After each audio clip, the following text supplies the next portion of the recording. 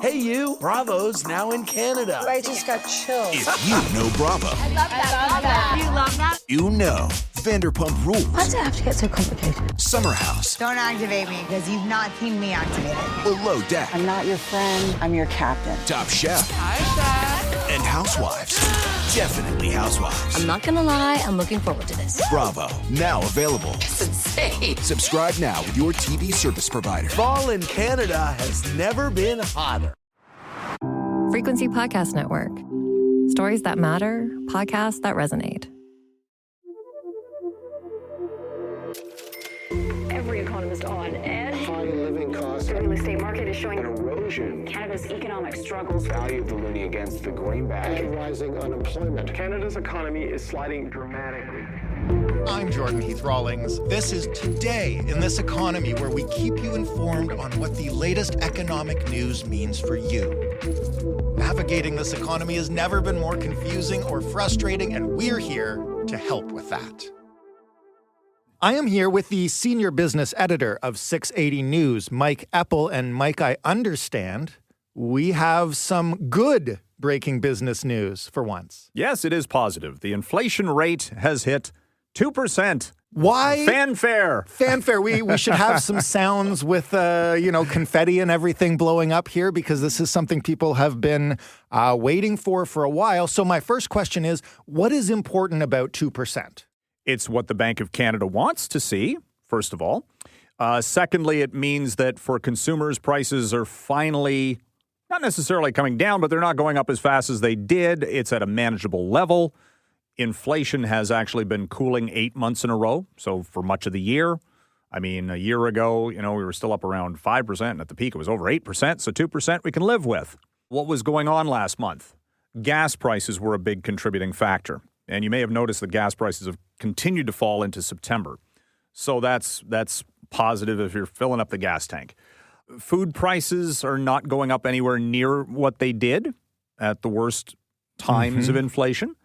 And this was an interesting footnote from StatsCan. For the first time since 1971, in August, clothing and footwear prices came down. Whoa, back to school sale. Back to school. And that is definitely not the norm. But retailers had to cut prices because consumers have been so far up against the wall with prices going up as much as they had, and debt levels and interest rates. They had to adjust. So, for parents, it was actually a little bit easier to afford what was necessary in the back-to-school shopping phase, I suppose, for lack of a better description, last month. So, yeah, there were some positives. I think, though, there are also some warning signs. I knew we were getting a however. There's always a but. Why is inflation cooling? Well, part of it is because consumers are not spending as much, because they just don't have the money to spend. Housing prices are still elevated. Those have not adjusted, other than condo prices, maybe. And the economy is still struggling under the surface. Unemployment's going up. When you've got people losing their jobs, what do they not do? They don't spend. So there's a bunch of contributing factors here for inflation easing up, which is good. But for the Bank of Canada, they've already said, we're not as worried about inflation. Okay. So what are they worried about then? The unemployment rate? The unemployment rate. They're worried about the GDP being negative when you factor out population growth. There are all sorts of underlying signals here that the economy is not doing great. Well, it's so funny that you mentioned that they're concerned about the unemployment rate, because I remember doing an episode of The Big Story, I guess a little over a year ago, when inflation was still significantly high, in which our economist said, well, the Bank of Canada wants to see unemployment go up. So mission accomplished. I mean, but they don't want it to go up too far. It's all of this. It's the fact that when they move rates, it takes time for it to work. Right. So they gotta be, ahead of what they expect the economy to do to try to orchestrate the so-called soft landing. Mm-hmm. If we go into a recession, that is a hard landing. And you also don't want prices to drop too far. That sounds counterintuitive, but if you've got an economy that's struggling and, inflation at 2% or wavering around, you get a stagflation scenario where companies can't raise prices, their profits are hurt, then they have to cut jobs, and it's a vicious spiral. So that all plays into why the Bank of Canada will keep on cutting interest rates. Don't kid yourself. This is it's mission accomplished on inflation, at least right now. And they're going to cut rates again next month, no question about it. And some think they should go 50 basis points. Just well, that's do what it. I was going to ask you, which is like, which is we were all expecting another interest rate cut. And in a second, I'm going to ask, how an individual should plan what they're about to do next based on that. But does this signal that these cuts are going to get way more aggressive and we should be prepared if somebody is, say, planning on taking out a mortgage or a car loan or whatever? Like now is not the time. Wait. It seems like with every economic update, the chorus grows louder that the central bank should cut interest rates faster, more so each meeting. Because right now, the overnight lending rate, their benchmark is at 4.25%. The neutral rate, where it doesn't have a positive or negative effect in the economy, is 2.5%. So you've got a big differential there. May as well go 50 in October, 50 again in December, 50 in January. Do it now. The risk, of course, there's always the but and but. For example, just yesterday, the Feds announced they're extending mortgage amortization for first-time buyers to 30 years. And if you've got that combined with rapidly dropping mortgage rates, does that reaccelerate the housing market? Right. Then you still got that underlying problem where prices are still under 4. It is such a difficult scenario for whomever is in charge of government right now. They win some battle, they lose another. It's the next crisis, so to speak, that they're always factoring in. What is the underlying factor that would make this less of a precarious balancing point? Is it productivity? Is it GDP? Yeah. Like what would drive this all in the right direction? Because it really does seem like now everything you give, you take away. I'm a big believer in the pendulum effect. We saw the inflation rate, of course, spike. And unemployment rates, at one point were very low.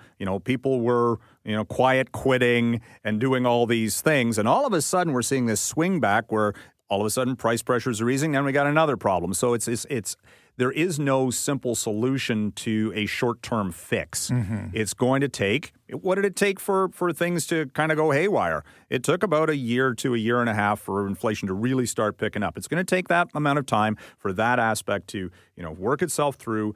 Unemployment, it's going to trend higher in the short term. There's no way getting around that until we see a balancing on immigration factors, the job market stabilizing, all these things. That'll be into 2025, 2026. Okay. So there is no silver bullet in over the next couple of months. Right. But again, next year, maybe by the summertime, things will really have stabilized, for lack of a better description.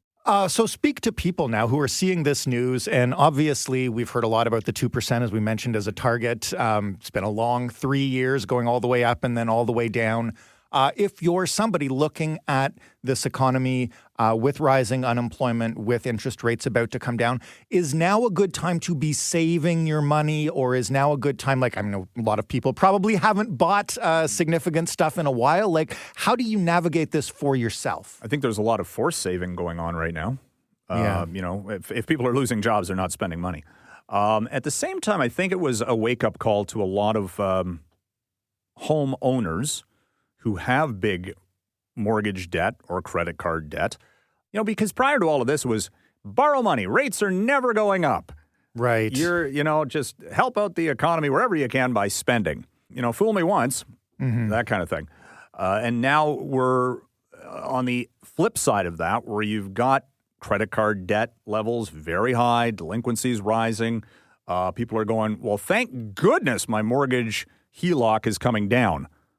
I can breathe. Not necessarily going to do any spending. Again, human nature being what it is, as that balances out. Again, maybe next year. But is there lingering trauma from this, maybe? Yes. But again, we get over these things kind of quickly, I think, sometimes, where you go, I've got a little bit of, I can spend on a trip or a home renovation or something of that nature. It's not going to be immediate, but and again, next year, I'd bet dollars to donuts, you're going to see an increase in the sales activity at Rona and Home Depot, Right, things well- like that, and or the car market and all these things. Because look, the retail space is going to take advantage of this. Auto dealers are going to say, "Hey, we can actually offer 0% again," Right. which hadn't been there for a while.